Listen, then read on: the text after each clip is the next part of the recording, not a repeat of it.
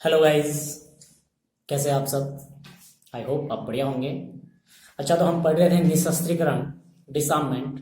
प्रथम तो आप सभी को महाशिवरात्रि के पर्व की बहुत सारी शुभकामनाएं। चलो हम स्टार्ट करते हैं। हमने निशस्त्रीकरण के अर्थ के संदर्भ में, निशस्त्रीकरण का महत्व क्या है और निशस्त्रीकरण की आवश्यकता क्यों है, इन सारी चीज़ों पर हमने डिस्कस किया था। ठीक है, अब हमें पढ़ना है निशस्त्रीकरण के क्षेत्र में जो किए गए प्रयास है, वो कौन कौन से प्रयास है जो निशस्त्रीकरण को लाने के लिए प्रयास किए गए थे। उन सारे प्रयासों के बारे में हमें पढ़ना है, और वो प्रयास पढ़ने हमें अंतर्राष्ट्रीय संदर्भ में कि भाई अंतर्राष्ट्रीय संदर्भ में कौन कौन सी संधियाँ हुई है, कौन कौन सी ट्रीटीज हुई है जिसकी वजह से निशस्त्रीकरण को लाने में सहयोग माना जा सकता है। ठीक है, तो हेडिंग डाल दीजिए आप, निशस्त्रीकरण की दिशा में किए गए प्रयास। निशस्त्रीकरण की दिशा में किए गए प्रयास। ठीक है, लिखिए निशस्त्रीकरण की दिशा में कई प्रयास किए गए हैं, उनमें से कुछ निम्न प्रकार हैं। नंबर एक, फर्स्ट लिखिए आप, अणु अप्रसार संधि। शॉर्ट में किस कहते हैं इसको? एनपीटी। एनपीटी और हिंदी में कहते हैं अणु अप्रसार संधि। और ये हुई थी 1968 में, 1968 में 1968 में परमाणु अप्रसार संधि को लाया गया था, है ना। उसमें क्या शर्तें थी, किन किन देशों ने उस पर हस्ताक्षर किए, उसके संदर्भ में हमें देखना है। तो देखिए अणु अप्रसार संधि क्या है। एनपीटी 1968 लिखो आप। 1966 में यूएनओ की महासभा की राजनीतिक समिति ने, यूएनओ की महासभा की राजनीतिक समिति ने परमाणु अस्त्रों के अप्रसार और निर्माण पर नियंत्रण, परमाणु अस्त्रों के अप्रसार और निर्माण पर नियंत्रण कोष्टक में लिख लो एनपीटी की full form, nuclear non prohibition treaty. Nuclear non prohibition treaty, nuclear non prohibition treaty का प्रस्ताव पास किया। कब किया? 1966 में। 1966 में यूएनओ की महासभा का एक समिति है जो है राजनीतिक समिति, उसने एनपीटी का ये प्रस्ताव पास किया था। ठीक है, संघ के यूएनओ के 112 सदस्यों में से 110 ने प्रस्ताव के पक्ष में मत दिया। ठीक है ना, ये जो राजनीतिक समिति का जो संघ है उसमें से 112 में से 110 ने इस प्रस्ताव को पास करने के लिए अपने पक्ष में, उनके पक्ष में क्या दिया है? अपना मत दिया। आगे लिखिए आप, अल्बानिया ने प्रस्ताव का विरोध किया। विरोध किसने किया था? अल्बानिया एक देश का नाम है, उसने इस प्रस्ताव का विरोध किया। और क्यूबा तटस्थ रहा, और जो क्यूबा था इस संघ का सदस्य, वो क्या रहा था? तटस्थ रहा था। तो कहना मतलब 112 में से उस टाइम पर 110 देशों ने इसका क्या किया था? समर्थन किया था, इसके पक्ष में वोट किया था। लेकिन अल्बानिया ने इसका विरोध किया और क्यूबा ने क्या किया था? तटस्थ तरीके से बताया था कि ना तो मैं इसके पक्ष में हूं ना विपक्ष में हूं, ये तटस्थ था।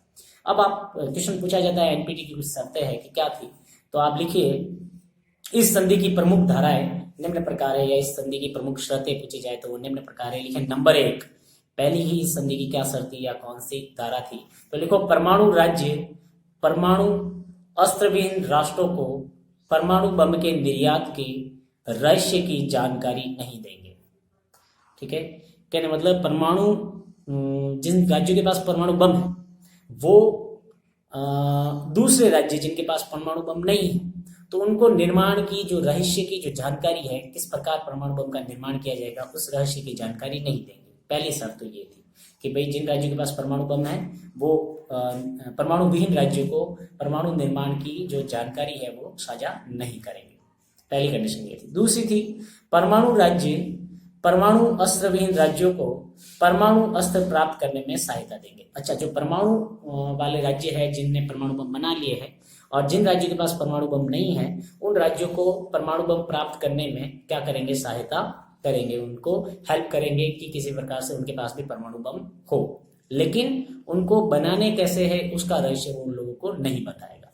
ठीक है, चलो। तीसरा है कि परमाणु अस्त्रविहीन राष्ट्र परमाणु बम बनाने का अधिकार त्याग देंगे। कहने का मतलब जिन राष्ट्रों के पास में परमाणु बम नहीं है, परमाणु अस्त्र नहीं है, वो परमाणु बम बनाने का अधिकार त्याग देंगे। ठीक है ना, भारत ने भी एनपीटी पर हस्ताक्षर किए थे, बात समझे। लेकिन फिर भी हमने बाद में परमाणु बम का आविष्कार किया, लेकिन कंडीशन ये थी कि जिन राष्ट्रों के पास परमाणु बम नहीं है वो परमाणु बम नहीं बना सकते इस संधि पर हस्ताक्षर करने के बाद। आगे देखिए, चौथा पॉइंट है कि परमाणु अस्त्रों के परीक्षण और विस्फोट पर रोक लगाने की अंतर्राष्ट्रीय व्यवस्था स्थापित की जानी चाहिए। कहने मतलब परमाणु बम जो है उनको बनाना, उनका प्रयोग करना या उनके परीक्षण करना या उनका विस्फोट करने पर रोक लगाने के लिए अंतर्राष्ट्रीय व्यवस्था की जानी चाहिए। और पांचवी शर्त ये थी कि ऐसे देश जिनमें परमाणु अस्त्र निर्माण की तकनीक क्षमता है वे परमाणु शक्ति का विकास असैनिक कार्य के लिए करेंगे।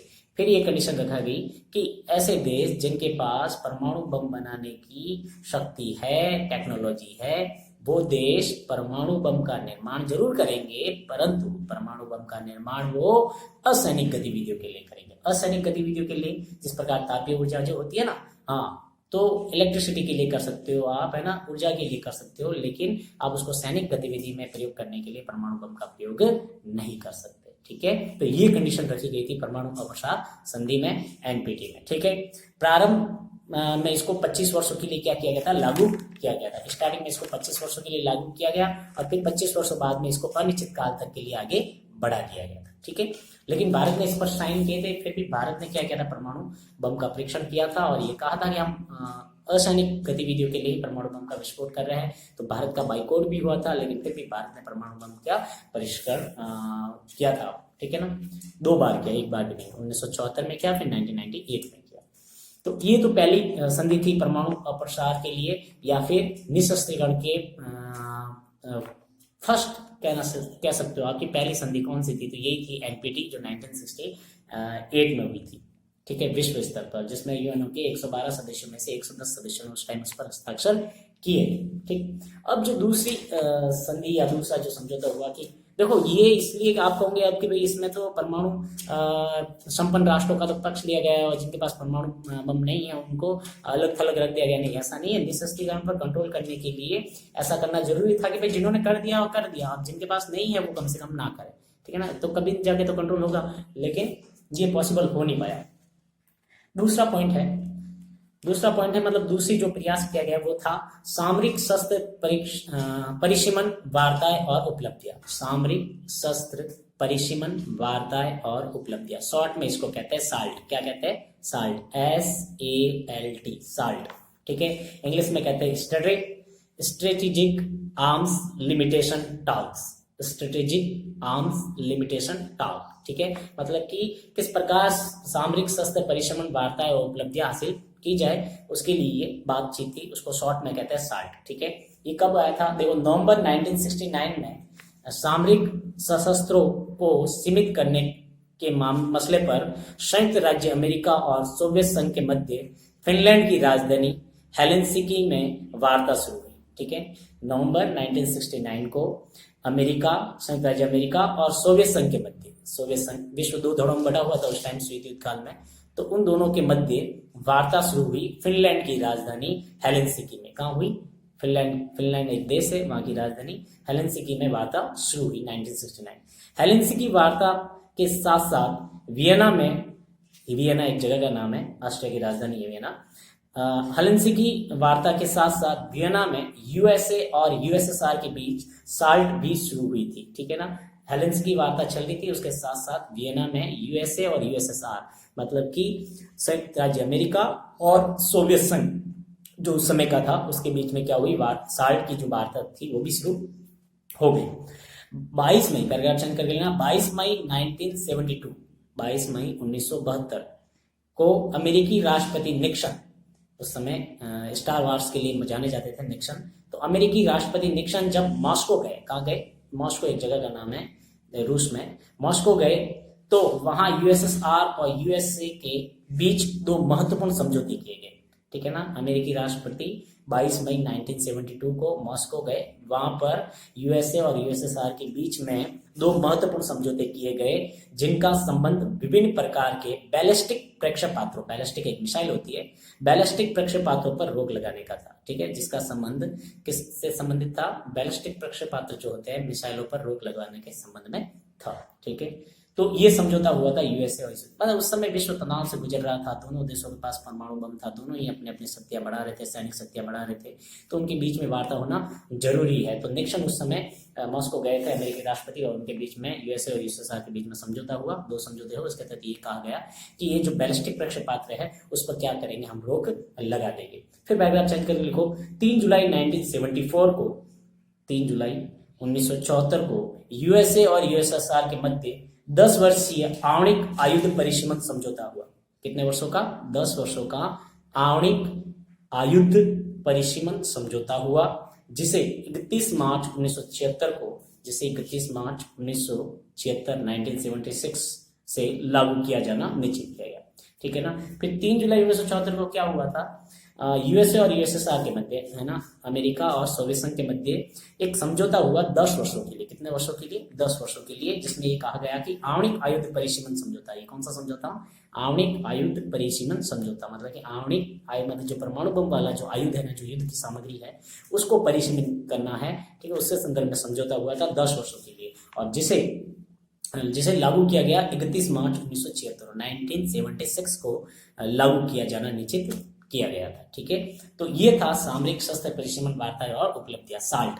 ये था साल्ट फर्स्ट। कौन सा था? Salt first. अब देखिए साल्ट सेकंड समझौता। साल्ट फर्स्ट तो आपके 74 में हुआ था, ठीक है, जो 76 में लागू हुआ। अब साल्ट सेकंड कब हुआ? साल्ट सेकंड हुआ आपके 1979 में, 1979 में हुआ। तो साल्ट सेकंड समझौता 1979, क्वेश्चन लिख दो 1979 साल्ट सेकंड। ये जो तीसरा प्रयास था निःशस्त्रीकरण के लिए, एग्जाम में क्वेश्चन इंपॉर्टेंट बनेगा, आपके पूछा जाएगा कि निःशस्त्रीकरण के संदर्भ में किए गए प्रमुख प्रयासों के ऊपर वर्णन कीजिए, टिप्पणी कीजिए, उनके बारे में संक्षिप्त में बताइए। ठीक है, तो आपको तीसरा पॉइंट बताना है साल्ट सेकंड। कौन सा? Salt second. आपको मैं टाइमलाइन वाइज ही बता रहा हूँ, पहले क्या आया था उसके बाद क्या आया था।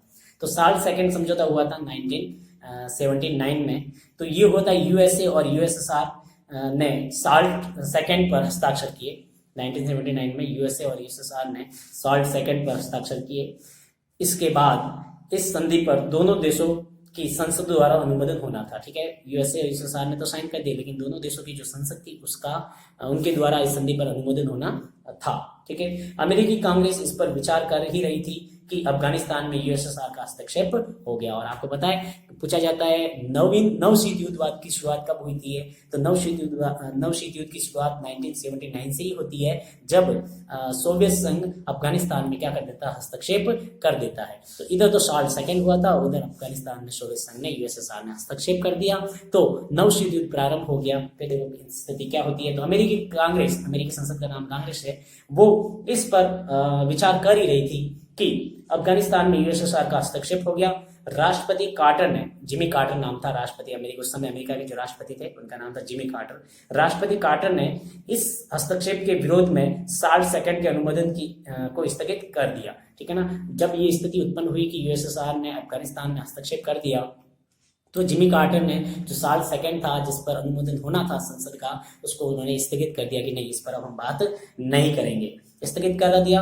और इस प्रकार एक गतिरोध की स्थिति आ गई। फिर गतिरोध का मतलब जो बात बढ़ रही थी निःशस्त्रीकरण की तरफ, तो एक तरह से ब्रेकर आ गया बीच में, गतिरोध आ गया, गत्यावरोध आ गया कि भाई ये उन्होंने जैसे ही अफगानिस्तान में हस्तक्षेप किया, तो जिमी कार्टर ने जिस साल्ट सेकंड पर बात हो रही थी उसको क्या कर दिया, उन्होंने बीच में ही रोक दिया।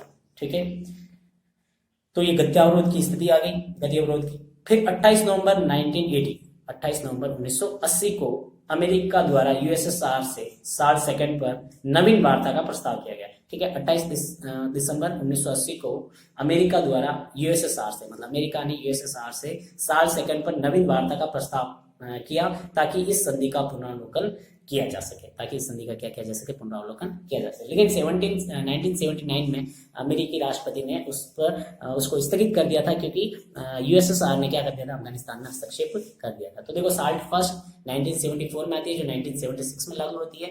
ठीक है ना। लेकिन साल्ट सेकंड जो है वो होती है आपके 1979 में, लेकिन वो एक बार स्थगित हो जाती है। फिर से इसके लिए प्रयास 1980 में किया जाता है, क्योंकि 1979 में किसके द्वारा, यूएसएसआर द्वारा, सोवियत संघ द्वारा अफगानिस्तान में हस्तक्षेप किया जाता है। और आपको पता है नवशीत युद्ध की प्रारंभ यहीं से होती है। ठीक, तो ये पहला था एनपीटी 1968, फिर दूसरा था साल्ट 1974, फिर था साल्ट सेकंड 1979। अब चौथा प्रयास कौन सा है देखो, देखो क्वेश्चन पूछा जाएगा एग्जाम में आपको, हो सकता है क्या इंडिविजुअल भी पूछा जा सकता है। क्वेश्चन पूछ लिया एनपीटी क्या थी तो आपको बताना होगा, ठीक है। क्वेश्चन पूछ ला जाए कि आपका ये साल्ट फर्स्ट और साल्ट सेकंड क्या था, तो भी आपको इंडिविजुअली इसका बताना पड़ेगा। और मुझे लग रहा है कि क्वेश्चन ऐसा साथ में पूछ सकते हैं कि निःशस्त्रीकरण की दिशा में किए गए प्रयासों का संक्षिप्त में वर्णन करो, ठीक है। तो आपको सारे भी चीजों के बारे में थोड़ा थोड़ा बताना होगा।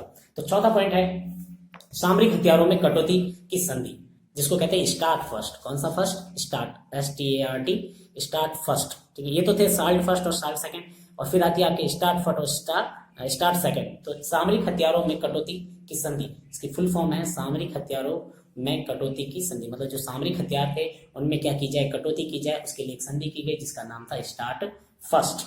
स्टार्ट फर्स्ट कब हुई स्टार्ट फर्स्ट? देखो स्टार्ट फर्स्ट तो 31 जुलाई 1991, 31 जुलाई 1991। कहने मतलब यूएसएसआर के कॉलेज से जस्ट पहले, मतलब सोवियत संघ का जो विघटन हुआ था 28 दिसंबर 1991 में, उससे जस्ट पहले बर्लिन की दीवार टूट जाने के बाद में 1991 में स्टार्ट फर्स्ट आई। कौन सी फर्स्ट आई? Start first. क्या हुआ था देखो, 31 जुलाई 1991 को लिखो आपको मॉस्को में अमेरिकी राष्ट्रपति जॉर्ज बुश, ठीक है, बहुत फेमस राष्ट्रपति हुए हैं अमेरिकी राष्ट्रपति जॉर्ज बुश, कहाँ जाते हैं? मॉस्को में।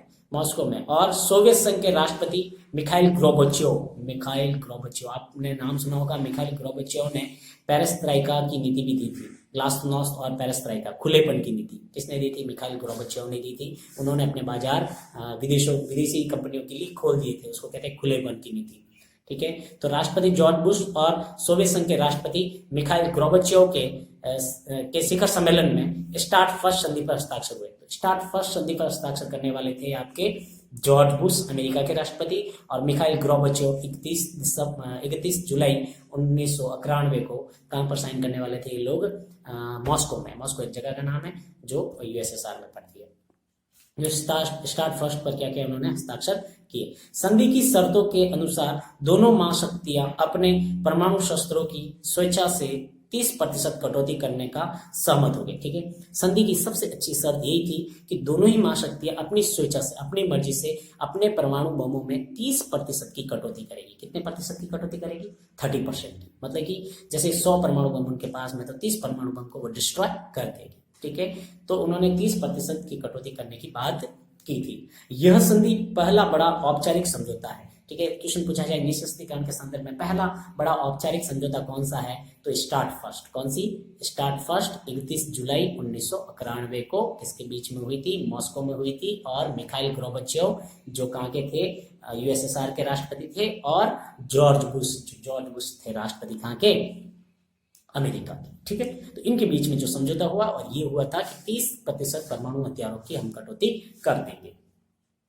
तो ये बड़ा एक औपचारिक समझौता था, जिसके माध्यम से सर्वाधिक खतरनाक और विनाशकारी शस्त्रों में इतनी कटौती के लिए स्वेच्छा से सहमति हुई थी। और इसी संधि के माध्यम से पहली बार स्वेच्छा से, अपनी मर्जी से दोनों देशों ने, जिन्होंने पूरी दुनिया के नाक में दम कर रखा था, यूएसएसआर और यूएसए ने, दो एक धड़ों में बढ़ चुके थे, है ना। दोनों के अपने अपने सैनिक संगठन थे, इस वजह से पूरे विश्व दो ध्रुवों में बढ़ चुका था। तो इस समय इन दोनों ध्रुवों ने एक ध्रुव होकर ये निर्णय लिया कि हम हमारे हथियारों में 30% की कटौती करेंगे। और वो भी कौन से हथियार? वो हथियार परमाणु हथियारों में हम 30% की कटौती करेंगे। तो ये पहला एक औपचारिक बहुत बड़ा समझौता था निःशस्त्रीकरण के संदर्भ में। क्वेश्चन पूछा जाए निःशस्त्रीकरण के संदर्भ में पहला औपचारिक समझौता या बड़ा औपचारिक समझौता कौन सा था? तो आपको बताना है सामरिक हथियारों में कटौती, जिसको कहते हैं स्टार्ट फर्स्ट संधि, जो 1991 में।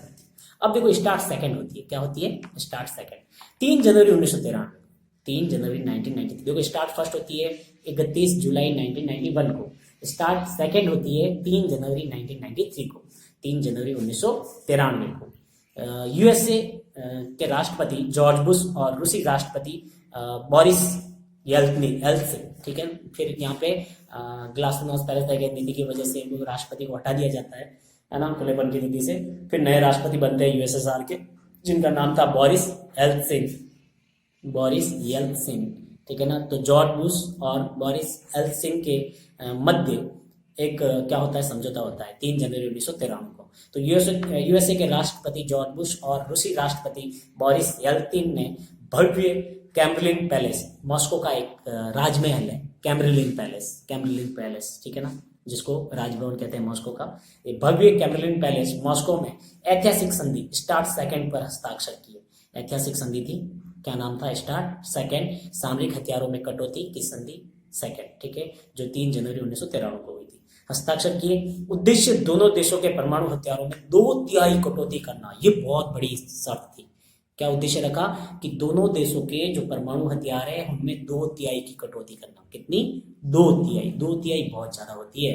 2/3 की कटौती करना बहुत बड़ी बात है। कहने मतलब 66%। 2/3 का मतलब होता है 66.6, यानी 67% हथियारों की क्या कर देना? कटौती कर देनी। तो ये बहुत बड़ी संधि थी। स्टार्ट फर्स्ट और स्टार्ट सेकंड। क्वेश्चन पूछा जा सकता है एग्जाम में आपको कि निःशस्त्रीकरण के संदर्भ में सबसे बड़ा कदम माना जा सकता है यूएसए और यूएसएसआर के मध्य, तो वो कौन सा था? स्टार्ट फर्स्ट और स्टार्ट सेकंड। स्टार्ट फर्स्ट तो यूएसएसआर के विघटन से पहले था, और स्टार्ट सेकंड जो था यूएसएसआर का विघटन हो गया था 28 दिसंबर 1991 को। फिर रूस के जो नए राष्ट्रपति बने बोरिस येल्तिन, इन्होंने और जॉर्ज बुश ने बैठकर मॉस्को के राज पैलेस में बैठकर ये संधि की, जिससे पैलेस का नाम था कैम्ब्रिज पैलेस, और वहां पर उन्होंने ये संधि की और उसके अंदर ये डिसीजन लिया कि हम हमारे 2/3 परमाणु हथियारों की कटौती कर देंगे। हम हमारे 2/3 परमाणु हथियारों की कटौती कर देंगे। ये बहुत बड़ा डिसीजन था, ठीक है। तो स्टार्ट फर्स्ट और स्टार्ट सेकंड, तो ये 5 पॉइंट आपके हो गया। अब छठा पॉइंट लिखो, निःशस्त्रीकरण की दिशा में किया गया छठा प्रयास कौन सा था? छठा प्रयास है मध्यम दूरी प्रक्षेपात्र संधि, जिसको कहते हैं आईएनएफ संधि 1987 में हुई थी, 1987 में। ये भी इंपॉर्टेंट है। इंपॉर्टेंट क्यों? मैं जितनी भी लिखा रहा हूँ सारी इंपॉर्टेंट है, लेकिन ये बहुत इंपॉर्टेंट लगेगी आपको। मध्यम दूरी प्रक्षेपात्र संधि मतलब कि एक मध्यम दूरी प्रक्षेपात्र के जो हथियार थे, जो एक मध्यम दूरी के मतलब ये दूरी पूरी करने के बाद में वो जो विस्फोट करते थे, उन हथियारों को क्या किया जाए? खत्म किया जाए, है ना। तो उसके ऊपर ये संधि की गई थी, मध्यम दूरी प्रक्षेपात्र संधि 8 दिसंबर 1987, और शॉर्ट में कहते हैं इसको आईएनएफ, इंटरमीडिएट न्यूक्लियर फोर्सेज, इस प्रकार का है इसका। मैं आपका इंग्लिश में, लेकिन हिंदी में इसको कहते हैं मध्यम दूरी प्रक्षेपात्र संधि, जो हुई थी आपके 8 दिसंबर 1987 को। 8 दिसंबर 1987 को अंडरलाइन करके लिख लेना, ठीक है। आईएनएफ ही पूछा जाएगा सीधा सा। आईएनएफ संधि कब हुई थी? 8 दिसंबर 1987 को। तो इसके अंदर लिख दो राष्ट्रपति रोनाल्ड रीगन और सोवियत नेता मिखाइल गोर्बाचेव। मिखाइल गोर्बाचेव ने, मैंने पहले ही बताया, मिखाइल गोर्बाचेव की एक नीति बहुत बार पूछी जाती है। मिखाइल गोर्बाचेव ने पेरेस्ट्राइका और खुलेपन की नीति जो अपनाई थी, ग्लास्नोस्ट और पेरेस्ट्राइका, इस प्रकार की जो नीति अपनाई थी, उसने किसने अपनाई थी? मिखाइल गोर्बाचेव ने। तो राष्ट्रपति रोनाल्ड रीगन कहाँ के थे? अमेरिका के थे, ठीक है ना। मिखाइल गोर्बाचेव कहाँ के नेता थे? सोवियत संघ के थे। इन दोनों ने 8 दिसंबर 1987 को आईएनएफ संधि पर हस्ताक्षर किए। इन दोनों ने 8 दिसंबर 1987 को आईएनएफ संधि पर हस्ताक्षर किए। तो किन किन नेताओं ने किए? तो रोनाल्ड रीगन और मिखाइल गोर्बाचेव। कब किया? 8 दिसंबर 1987 को इन्होंने क्या किए? हस्ताक्षर किए, ठीक है। तो संधि में मध्यम व कम दूरी के प्रक्षेपात नष्ट करने का सहमत हो गए, जैसा कि मैंने आपको पहले ही बताया। तो इस संधि में दोनों देशों ने ये डिसीजन लिया कि हम मध्यम दूरी और कम दूरी के जो प्रक्षेपात्र है, जो संयंत्र है, जो यंत्र है, जो विस्फोटक है, उसको हम समाप्त कर देंगे। तो इस संधि में दोनों देश ने मध्यम व कम दूरी के प्रक्षेपात्र नष्ट करने को सहमत हो गए। दोनों ही देश इस बात पर सहमत हो गए कि हम मध्यम दूरी और कम दूरी के जो प्रक्षेपात्र है उसको क्या कर देंगे? नष्ट कर देंगे। इस संधि से कुल मिलाकर 1139 परमाणु हथियार नष्ट किए गए। इस संधि से कुल मिलाकर कितने? 1139 1139 परमाणु हथियार क्या किए गए? नष्ट किए जाने हैं। इन हथियारों की मारक क्षमता 50 किलोमीटर से 5000 किलोमीटर है। और इन हथियारों की मारक क्षमता कितनी थी? 50 किलोमीटर से लेकर 5000 किलोमीटर की जो मारक क्षमता थी। इस मारक क्षमता के कौन से हथियार नोटिफाई किए गए? 1139 हथियार नोटिफाई किए गए। इनको खत्म करने की बात हुई थी इस संधि में। ये बात आपको याद रखना है। यह संधि आणविक निःशस्त्रीकरण की दिशा में पहला कदम है। ये बहुत इंपॉर्टेंट है, आपको इंपॉर्टेंट लगा के लिखना है कि ये संधि आणविक निशस्त्रीकरण की दिशा में पहला कदम, मतलब आणविक हथियार खत्म करने की दिशा में क्या था, पहला कदम कौन सा था, INF, जिसके तहत था कि मध्यम दूरी के प्रक्षेपास्त्रों को खत्म करना। मध्यम दूरी कहां से कहां तक की, 50 किलोमीटर से लेकर 5000 किलोमीटर तक की दूरी के जितने भी परमाणु बम है, परमाणु संयंत्र है, प्रक्षेपास्त्र है, उनको नष्ट किया जाना है। तो ये संधि आणविक निशस्त्रीकरण की दिशा में पहला कदम है। इतिहास में पहली बार ऐसा हुआ कि शस्त्र नियंत्रण की भाषा का स्थान शस्त्र कटौती ने ले लिया। इतिहास में पहली बार हुआ कि शस्त्र नियंत्रण के स्थान पर जिस भाषा ने शस्त्र नियंत्रण के स्थान पर शस्त्र नियंत्रण, शस्त्र को खत्म या शस्त्र को कटौती का रूप ले लिया, किसने, निशस्त्रीकरण ने। ये बहुत अच्छी बात थी। तो INF इसलिए महत्वपूर्ण है कि हम शस्त्रों पर नियंत्रण करने की बात कर रहे थे, लेकिन हमने शस्त्रों में कटौती करनी भी शुरू कर दी। ठीक है, तो अंतिम एक प्रयास और है, ये छठा प्रयास था INF। देखो पहला हमने देखा NPT 1968, देखो याद हो जाएंगे अच्छे से, NPT 1968, फिर दूसरा आता है आपके साल्ट आता है, साल्ट फर्स्ट, ठीक है, साल्ट फर्स्ट आता है आपके कब आता है, 1974, फिर आता है साल्ट सेकेंड 1979, ठीक है, फिर आता है स्टार्ट 1991, फिर आता है स्टार्ट सेकेंड 1993, फिर आता है आपके INF 1987, फिर आता है आपके अभी इंपोर्टेंट वाला आ रहा है, वो है CTBT। नाम सुना आपने CTBT कभी, CTBT व्यापक आणविक परीक्षण प्रतिबंध संधि, व्यापक आणविक परीक्षण प्रतिबंध संधि, इंग्लिश में इसको कहते हैं कंप्रेहेंसिव टेस्ट बैंड ट्रीटी। इसका डायरेक्ट से अलग से क्वेश्चन पूछा जा सकता है CTBT का। हाँ, अंतिम 7वां निशस्त्रीकरण के चक्र में जो प्रयास था वो था CTBT, जिसकी फुल फॉर्म है व्यापक आणविक परीक्षण प्रतिबंध संधि, व्यापक आणविक परीक्षण प्रतिबंध संधि। ठीक है, तो लिखिए इसके अंदर, इसकी इंग्लिश की फुल फॉर्म है कंप्रेहेंसिव टेस्ट बैंड ट्रीटी। लिखिए विश्व भर में, ये अंतिम प्रयास था, विश्व भर में किए जाने वाले परमाणु परीक्षणों पर रोक लगाने के उद्देश्य से लाई गई संधि या समझौता।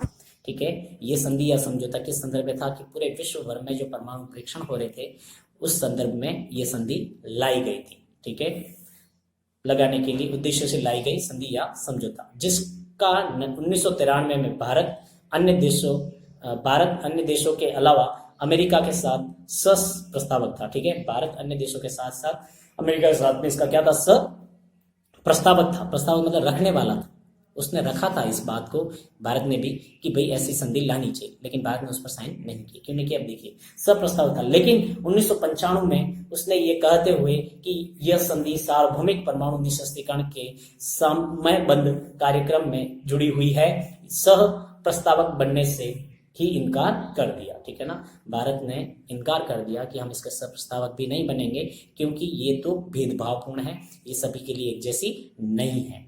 अगस्त 1996 में जेनेवा में इस विवादास्पद संधि के मसौदे पर विचार चलता रहा। अगस्त 1996 तक जेनेवा में इस विवादास्पद संधि पर क्या चलता रहा, विचार चलता रहा। भारत ने CTBT के प्रस्तावित मसौदे पर हस्ताक्षर करने से इनकार कर दिया। भारत ने CTBT के जो प्रस्ताव था, लेकिन फिर भी उसने इस मसौदे पर हस्ताक्षर करने से क्या कर दिया, इनकार कर दिया कि मैं इस संधि पर हस्ताक्षर नहीं करूंगा, क्योंकि प्रस्तावित मसौदे में परमाणु निशस्त्रीकरण का कोई प्रावधान नहीं किया गया था, और जो मसौदा रखा गया था, जो बातें रखी गई थी, उसमें परमाणु निशस्त्रीकरण के ऊपर कोई बात नहीं हुई थी। उसमें सिर्फ ये बात हुई थी कि कोई भी राष्ट्र अब किसी भी प्रकार से परमाणु परीक्षण नहीं करेगा, तो जो कि गलत था, क्योंकि बाकी दूसरे राष्ट्रों के पास में परमाणु बम थे, दूसरे राष्ट्र के पास परमाणु बम परमाणु शक्ति थे, तो बाकी राष्ट्र क्यों नहीं करेंगे, उनको भी तो करना पड़ेगा ना, क्योंकि उनको भी तो खतरा बना रहेगा। तो भारत ने कहा नहीं, ये गलत है, ये पक्षपात वाली संधि है, इसलिए हम इस पर हस्ताक्षर नहीं करेंगे। फिर भारत का दूसरा विरोध ये था कि यह संधि बहुत ही संकीर्ण है और ये केवल नए विस्फोट रोकने की बात करती है, पर नए तकनीक विकास और नए परमाणु शस्त्रों के विषय में चुप है। कहने मतलब कि ये संधि सिर्फ क्या कहती है, नए विस्फोट नहीं किए जाएंगे, नए परीक्षण नहीं किए जाएंगे, लेकिन नई टेक्नोलॉजी और नए विकास के बारे में संधि कुछ भी नहीं कहती है। इसलिए हम इस संधि को भेदभावपूर्ण मानते हैं और इसको सही नहीं मानते, और इस पर हम हस्ताक्षर नहीं करेंगे, भारत ने मना कर दिया। इस संधि पर 24 सितंबर 1996 में हस्ताक्षर प्रारंभ हुए थे। इस संधि पर 24 सितंबर 1996 में 24 सितंबर 1996 को इस संधि पर हस्ताक्षर प्रारंभ हुए थे।